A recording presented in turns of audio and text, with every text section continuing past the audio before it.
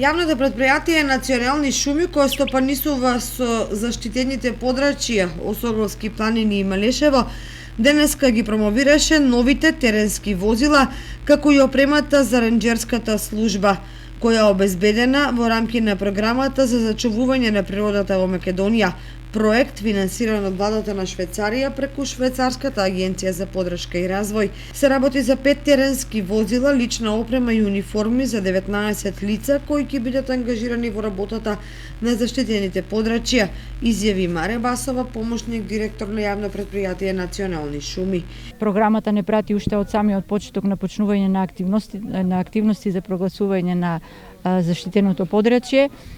Во сите активности, значи обуки, мониторинзи, јакнење на капацитетите на јавното претпријатие и сега ова е врвот, односно јакнење на материјалните капацитети, при што се набавени 5 теренски возила Dacia Duster, 19 униформи за ренџерите, односно не вработените, него вклучените во заштитените подрачја Малешево и Осогово, IT опрема за двете канцеларии за заштитеното подрачје Малешево и Осогово. За таковните активности и утврдување на фактичките состојби на Осоговието, инженерот Орце Димитров вели: досегашните активности кои што беа во склоп на јавното претпријатие, сега се проширени со законска обврска да ја чуваме и природата.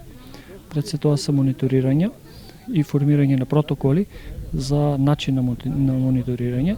Значи тоа мониторирање од аспект на живеалишта, пред се на птици, поставување на фотозамки за следење на дивеч, крупен дивеч, цицачи, мониторинг на ретки растенија, мониторирање на влажни тресетишта, мониторирање на она крајречна вегетација која што има посебно значење.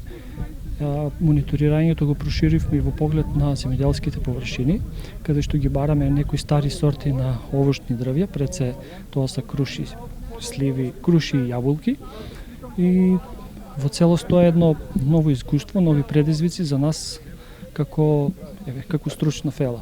Општина Кочани за потребите на заштитениот предел Осоговски планини го преостапи објектот на инфоцентарот на Пониква, кој ренџерската служба ќе го користи како седиште, а лицата веќе се активни на терен и ги исполнуваат работните обврски за заштита на биодиверзитетот.